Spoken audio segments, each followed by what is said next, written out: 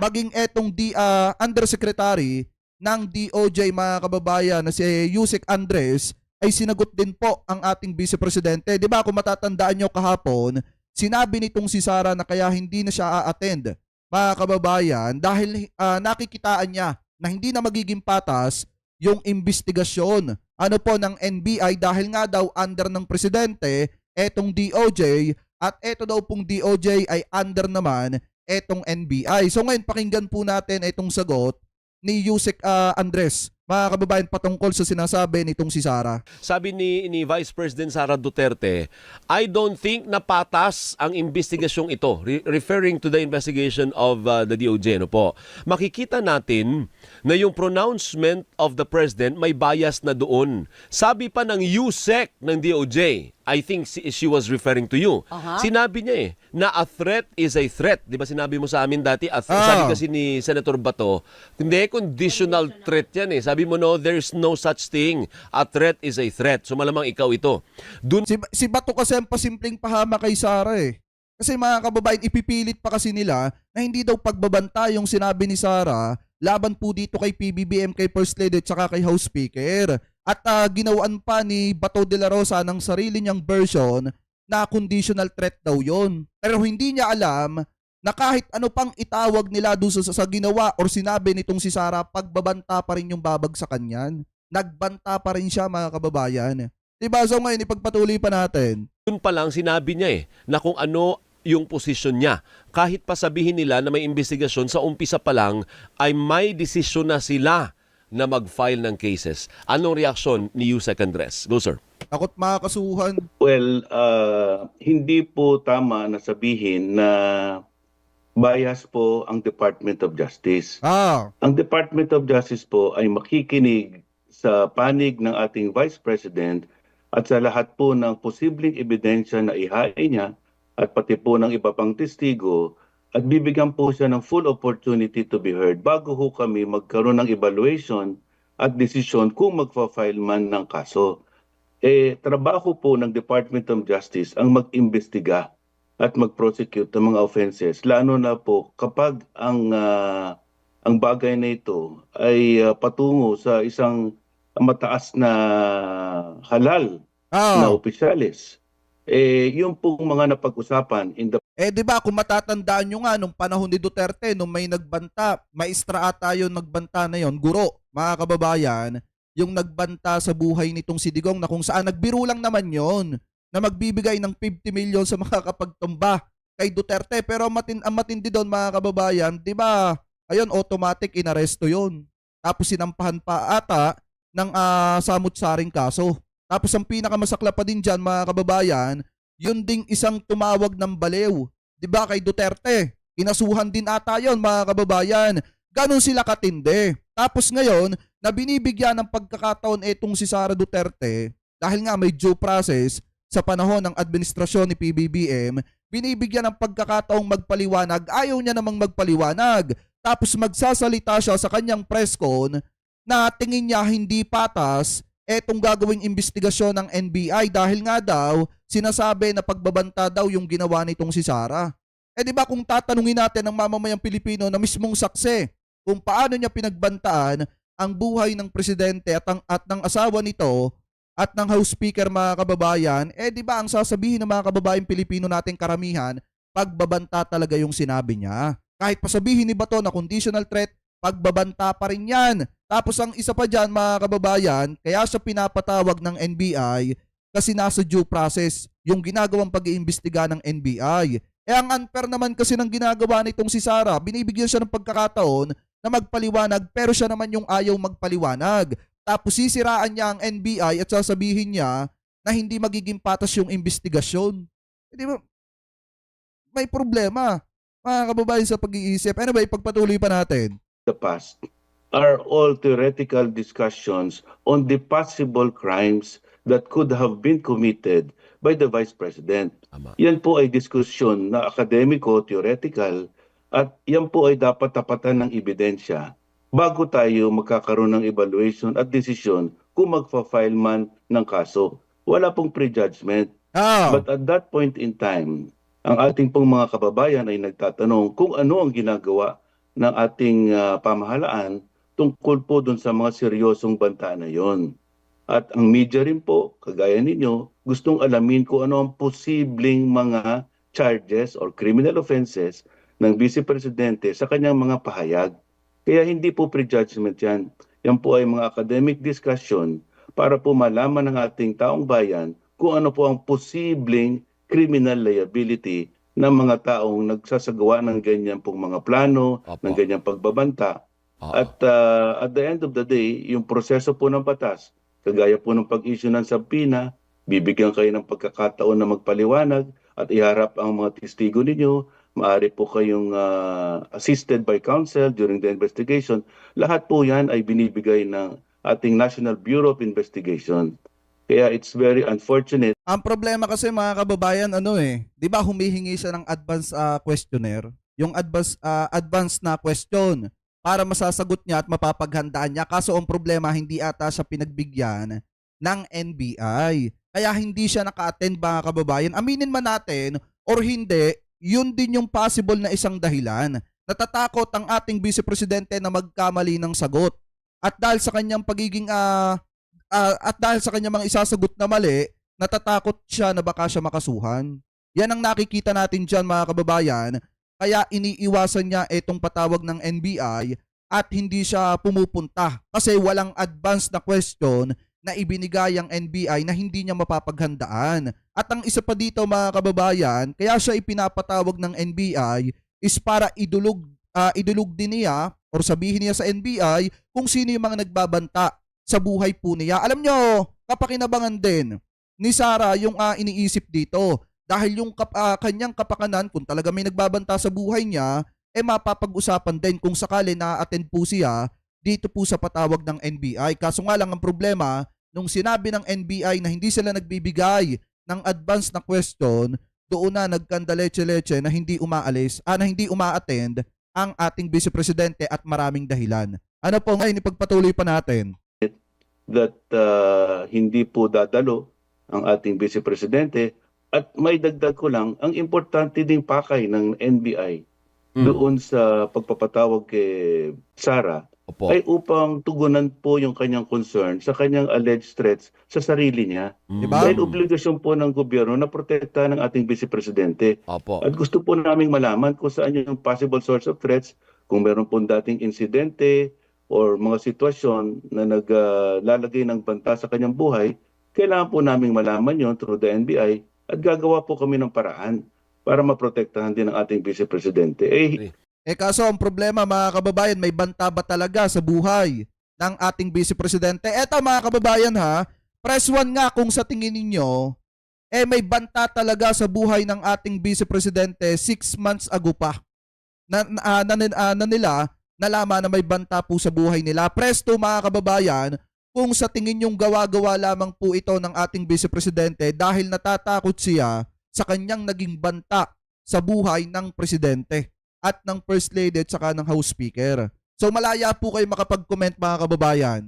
Hindi po siya nag-cooperate doon sa proseso ng NBI. Kaya kami ay nalulungkot na hindi po maganda yung naging response ni VP Sara doon. Yusek, may siguro ako, ito na sa pantaha ko lang. Baka sinasabi ni Vice President Sara, yung DOJ kasi under yan sa Malacanang, under yan sa Presidente. So, paano ang assurance ng Vice President na magiging patas kayo sa akin, isang dikta lang ng Presidente, isang kumpas lang, yun ang gagawin ninyo. I think yun ang gusto niyong tumbukin. Unang-una po, ang ating Pangulo po, wala pong dinidikta sa amin. At wala pong idinidikta kahit sino man. Sa katunayan, ang sabi po ng ating Pangulo, hindi ho siya sang-ayon sa impeachment. At dahil sayang lang daw po ang panahon kung ating gugugulin sa impeachment. So iba po ang punto de vista ng ating Pangulo. At hindi po kami apektado sa punto de vista ng Pangulo sa ngayon dahil po ang tungkulin po ng Department of Justice ay kailangan namin gampanan. Pag meron pong ganyang sitwasyon at hindi po kumilos ang ating prosecutorial arm at saka investigative arm, ang ating law enforcement agents, kasalanan po namin sa publiko yun. Tama. Because ang isang krimen po ay lagi pong nakatuon sa concern sa public security. Tama. Every crime is not just a concern of the private offended party. Every crime disturbs the peace. Kaya po ang mga kaso People of the Philippines versus so-and-so. Correct. Dahil a criminal offense is a crime against society. Apo. That's why we have to do something whenever there is a perceived violation of criminal laws so that people will be held accountable. But Alright. under a system where due process is assured and afforded to everyone. Kaya nga po Correct. yung proseso ng NBI Oo. is part of due process. Alright. At saka mga kababayan, ganito yan eh. Si PBBM kasi hindi naman siya katulad ni Digong. Kasi si Digong, mga kababayan, nung panahon ng kanyang termino, nung siya ay presidente pa, nangingialam talaga siya. Ano po, kaya kung matatandaan nyo, di ba, nung panahon na inaakusahan nila, etong si dating senador Laila de Lima, di ba, yung mga ebidensya nang gagaling sa Malacanang. Kung matatandaan nyo, mga kababayan, yung ebidensya nang gagaling doon sa Malacanang, and then, samahan pa ng mga gawa-gawang kwento na sinasabi na iniutos dito kaya Kerwin Espinosa para idiin etong si De Lima. So ngayon kung titingnan po nating mabuti, kaya siguro nasasabi nitong si Sara na isang kumpas lang ng presidente or under ng presidente etong DOJ kasi nung panahon ng kanyang tatay, ganun yung ginagawa. Basta may gusto yung kanyang tatay na ibulok sa kulungan, nabulokin sa kulungan, mangingialam, mga kababayan, para madiin yung kalaban sa politika ng kanyang tatay. Iba naman po kasi etong si PBBM, dahil si PBBM, mga kababayan, nakapokus lamang siya sa kanyang mandato na pagandahin at paunlarin ng bansang Pilipinas. Ano po, at hindi siya nakikibahagi or nakikisali sa mga ganitong eksena or drama nitong si Sara Duterte. So ngayon, kung titingnan po nating mabuti, eto sigurong sinasabi ng ating Vice Presidente, hallucination na lamang po niya. Ano po, katulad ng pagbabanta, di umano daw sa kanyang buhay pagkatapos niyang magbanta sa buhay ng presidente. Yan kasi ang mahirap, mga kababayan. Gagawa ng hindi maganda ang ating Vice Presidente tapos magtuturo ng iba para nang sa ganon, mailigtas niya yung kanyang sarili at yung iba yung madiin. Siguro dati pa nilang galawan yan. Pagkatapos nila makapanakit ng iba, gagawa ng drama para pagtakpan yung kanilang ginawang masama. Ano po ngayon, ipagpatuloy pa natin. Yusek, pagka ganyan po ang paniwala at pakiramdam ni VP Sara at hindi siya papatinag ayaw na niyang humarap kasi nga daw marami siyang rason. Busy siya. Busy siya. Nasa-Thanksgiving dinner sa mga reporter. Paano ho? Ano ho ang next step na gagawin natin? Sinasabi nga po nila, ganyan pala ang NBI papatawag ka, sasampina ka. Pagkatapos, wala namang mangyayari sa mga investigasyon. Pwede nga hindi ka pumunta Paano po yan, Yusek? Yun nga po ang pinahahalagahan natin, yung proseso ng batas. Dahil ang NBI po ay sangay ng batas na inatasan para talagang magkaroon ng fair and competent investigation. Yung mga pahayag po ng ating Vice Presidente, seryoso mga pahayag po yun. Tama. Totoo po na sinabi kong a threat is a threat because that is what is provided under the law. Saka hindi siya nagbibiro. Di ba 2 beses or 3 beses ata niya sinabi na no joke. Hindi siya nagbibiro, mga kababayan, sa kanya mga binitawan na salita. Ibig sabihin, nung pinagbantaan niya yung buhay ni PBBM, seryoso po talaga siya. Kasi 3 beses niyang sinabi na hindi siya nagbibiro. Kaya pagbabanta po yung mga sinabi niya. At ngayon, mga kababayan, di ba, kung matatandaan nyo kahapon, nung napag-usapan natin itong isyong ito, itinatanggi na ng kampo nitong si Sara Duterte yung mga sinabi po ng ating Vice Presidente at yung mga pagbabanta niya laban sa buhay ng First Lady ni PBBM at saka po nitong si House Speaker Martin Romualdez. Di ba, mga kababayan, itinatanggi ng kampo nitong si Sara. Mismong taong bayan ng saksi at nakapanood nung kanyang on-live na pagbabanta. Ano po ngayon, ipagpatuloy pa natin. It's not a prejudgment. It is something that is contained in the law that the mere utterance of a threat is already punishable. In fact, when I explained further that under the anti-terror law, even a mere proposal to commit terrorism, a conspiracy, a discussion to commit terrorism is already punishable under the law. These are just facts that are contained in our statute books. Sa mga criminal laws po natin yan. Kapag tayo ay nagpapahayag tungkol dun sa mga elemento ng krimen, hindi po ibig sabihin ay prejudgment yun. Tama. Yan po ay dadaan pa sa proseso at kailangan may sapat na ebidensya na itatapat mo dun sa criminal offense for it to be chargeable. And At saka mga kababayan, di ba abogado si Sara Duterte? So alam niya na itong ginagawa ng NBI ay nasa due process. Binibigyan siya ng pagkakataon na pumunta doon sa NBI, harapin niya yung patawag ng NBI and then sagutin niya yung mga katanungan ng NBI. Kasi nga abogado siya mga kababayan at alam naman natin na may alam siya pagdating sa batas kung talagang abogada siya. Eh sinasabi nila abogada etong si Sara Duterte, bakit hindi niya alam yung due process mga kababayan? Na yung pagpapatawag sa kanya ay part ng due process dahil gustong mapakinggan yung kanyang panig mga kababayan. Diba, ipagpatuloy pa natin. let me just add, Opo. ang Department of Justice po, nagpatupad ng mga bagong reforma at yung antas po ng ebidensya bago ang isang tao ay makasuhan sa korte, hindi na po probable cause. Dati po probable cause lang yan. Ngayon, it is prima facie evidence with reasonable certainty of conviction. Ah, So lahat po ng elemento ng krimen ay kailangan suportado ng ebidensya. At ginawa po namin ito ay shoutout kay Ma'am Janela. Okay po, ingat ah.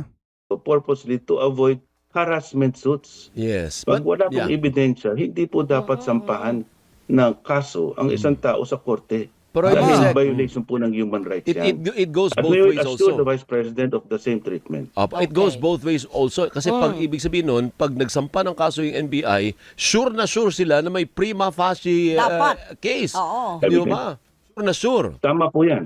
Tama po yan. Yung Okay. pagkakataon po ng Vice Presidente na bigyan ng konteksto yung kanyang mga pahayag, binaliwala niya. Tama. So ang kailangan pong gagawin na lang namin ay we have So sa madalit salita, wala nang kasalanan dyan ng DOJ at saka NBI dahil binibigyan na nila ng pagkakataon na ipaliwanag ng ating Vice Presidente kung bakit ba niya nagawa na magbanta sa buhay ng presidente at kung ano yung mga dahilan, mga kababayan, at kung ano yung may papakita niya na ebidensya na hindi dapat siya kasuhan. Ano po, at hindi dapat siya makasuhan. Ang problema mga kababayan, mismong ang ating Vice Presidente na abogada daw ang umiiwas at tumatanggi na kuhanin or i-claim yung due process na ibinibigay sa kanya ng NBI. Tapos sisiraan ng NBI, mga kababayan, sa media. Yan yung ginagawa ng ating Vice Presidente ngayon. Palalabasin niya na ang DOJ under ng presidente at isang kumpas lang ng presidente, susunod na ang DOJ. At since under ng DOJ etong NBI, ganun din yung gagawin kaya hindi magiging patas yung investigasyon. Diba kung makikita nyo, hindi patas yung ginagawa ng ating Vice Presidente. Kasi pagka nakatalikod ang NBI, sinisiraan niya mga kababayan. Pero kahit na gano'n ang ginagawa niya, binibigyan pa siya ng pagkakataon ng NBI na harapin yung mga aligasyon laban po sa kanya. Kasi nga, part po yan ng due process. Ipagpatuloy pa natin. have to proceed with the evaluation and investigation on our own. And we will take the literal meaning of the words uttered by the Vice President. That could have been the opportunity for her to say, hindi po na overreact lang po ako. Ito po ay figure of speech, pero wala pong katotohanan na ako po ay nagkontrata na ng isang tao. Because that is the crux of it.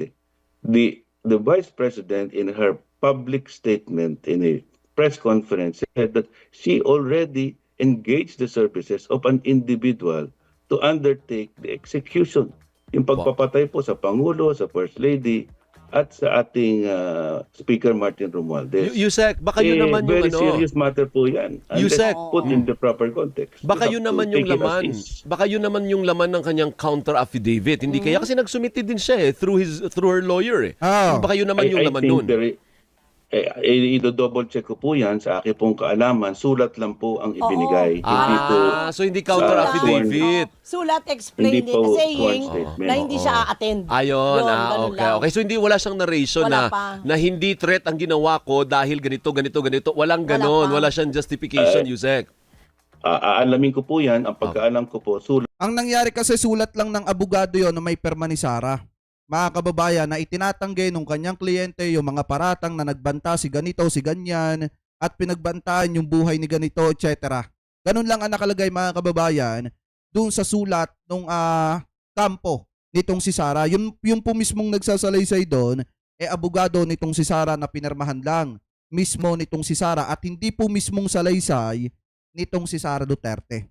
Basta ang laman lang noon sa madalit salita, pagtanggi lahat sa mga sinabi ng ating Vice Presidente laban sa buhay ng ating Presidente. Yun po yung laman nun. Ulat lang po at hindi po sworn statement ang ibinigay. Pero ang nilalabanan po natin dyan is for people to put the law into their own hands. Yung banta po kasi ng Vice Presidente is another way of an extrajudicial killing because she will take the law into her own hands by engaging an individual to do it without, sino po ba ang posibleng maaring magkaroon ng masamang hangarin sa Vice Presidente? Marami pong tao. Kaya po may due process para hindi ho tayo magbibintang ng wala sa lugar. At hindi tayo magsasagawa ng mga bagay na hindi sang-ayon sa batas where people are afforded a chance to explain before they are given any appropriate penalty or criminal conviction. So yan mga kababayan, maliwanag yung mga naging pahayag dito ni Yusek Andres mga kababayan dun sa naging sagot niya dito sa mga paratang nitong si Sara sa DOJ at saka po sa NBI.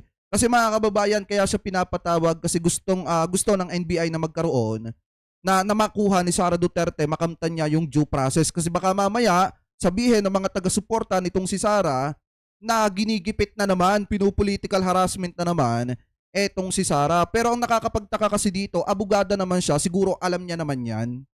Kung talagang abogada siya, mga kababayan, at saka ang isa pa dito, yung sinabi nitong si Sara kahit sabihin nila at itanggi nila na hindi pagbabanta yun, kung pwede nga lang sumaksi ang sambayan ng Pilipino, baka nakulong na ang ating Vice Presidente. At saka mga kababayan, eto common sense na lang Bakit hindi kaya ni Sarang umattend sa NBI para ituro yung taong nagbabanta sa kanya? Siya ang pangalawang pangulo, imposible na hindi siya mag-hire ng tao para alamin yung mga pagkakakilanlan ng mga taong nagbabanta sa kanyang buhay. Bakit hindi niya masabi sa NBI? So ibig sabihin, either na hindi totoo yan or nagsisinungaling siya. Ganun kasimple mga kababayan. Kaya hindi niya maipaliwanag kung sino yung nagbabanta. Ang gusto niya kasing mangyari, mag-akusa na lang at akusahan na lang kung sino-sino. At siguro ang ituturo niyan mga kababayan, yung mga tao din na pinagbantaan niya. Nasasabihin niyang nagbabanta naman sa buhay po niya.